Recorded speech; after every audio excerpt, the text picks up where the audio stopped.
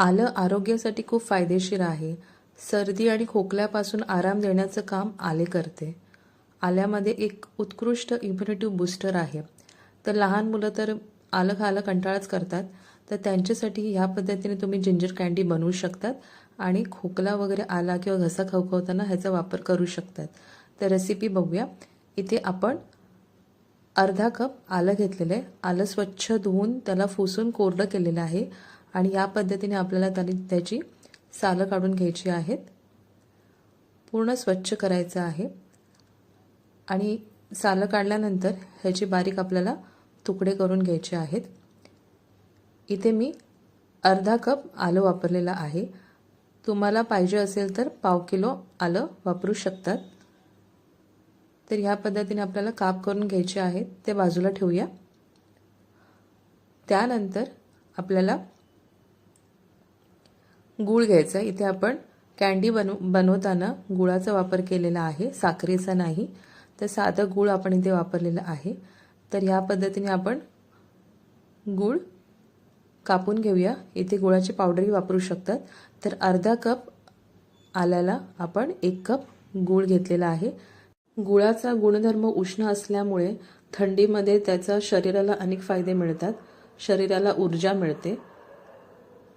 तर आता आपण मिक्सरमध्ये आलं आधी वाटून घेऊया. लक्षात ठेवा, वाटण करताना आपल्याला पाण्याचा वापर अजिबात करायचा नाही आहे ते. तर आधी आपण आलं वाटून घेतलेलं आहे. त्यावरती आपण किसलेला गूळ टाकायचा आहे.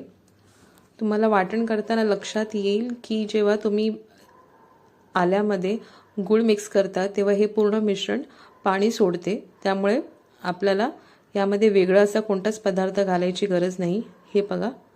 आता आपल्याला जाड बुडाची कढई घ्यायची आहे. त्याच्यामध्ये हे पूर्ण मिश्रण ओतायचं आहे. मिश्रण ओतायच्या आधी तुम्ही थोडंसं तूपही टाकू शकतात, पण मी ते तुपाचा वापर केलेला नाही आहे. त्यावर आपल्याला लो टू मीडियम फ्लेमवरती हे मिश्रण सतत हलवत राहायचं आहे. हे व्यवस्थित चांगलं मिक्स झालं, चांगली उकळी आली की हे दाटसर व्हायला सुरुवात होते. इथे यावेळेला तुम्हाला चिमूटभर हळद टाकायची असेल तर तुम्ही टाकू शकतात. मी शेवटला वेलची पूड टाकायची आहे आणि व्यवस्थित मिक्स करून घ्यायचं आहे. पूर्ण मिक्स केल्यानंतर गॅस बंद करायचा आहे आणि मिश्रण थोडं ढवळून घेतलं की कढई बाजूला ठेवायची आणि प्लेटला आपण ग्रीस करून घ्यायचं आहे. त्यासाठी थोडंसं तूप टाकलं आहे आणि व्यवस्थित आपल्याला प्लेटला लावून घ्यायचं आहे.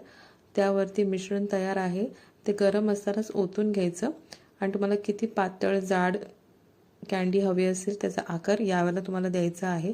व्यवस्थित प्लेटला पसरवायचं या पद्धतीने आणि थंड करत ठेवायचं. थोडं थंड झालं की चाकूच्या साहाय्याने आपल्याला हवा तसा आकार द्यायचा आहे. आता इथे एक लक्षात ठेवा की गूळ असल्यामुळे ते कँडी सुरुवातीला नरमच असणार, नंतर थोड्या वेळानंतर ते घट्ट घट्ट होत जातात. ते जर तुम्ही इथे साखर वापरली तर ते सुरुवातीलाच तुम्हाला ते प्रॉपर मार्केटमध्ये कसे भेटतात त्या पद्धतीने तुम्हाला आलेपाकसारखे दिसतात. आता आपल्याला इथे पौष्टिक बघतो आहोत म्हणून आपण इथे गुळाचा वापर केलेला आहे. तर शक्यतो गूळ वापरला तर उत्तमच आहे. तर या पद्धतीने तुम्ही करून बघा. जास्त आपल्याला ठेवायची नाही आहे. मी तुम्हाला सजेस्ट करेन की कोणताही पदार्थ पटकन बनवा आणि पटकन खावा, जोपर्यंत तो फ्रेश आहे तोपर्यंत. आणि प्रमाण म्हणजे एका दिवसाला एकच आपल्याला कँडी खायची आहे. भरपूर खाऊ नका, कारण का ती उष्ण असते, ते बाधू शकते. तर नक्कीच एकदा करून पहा आणि मला सांगा कशी झाली रेसिपी ती.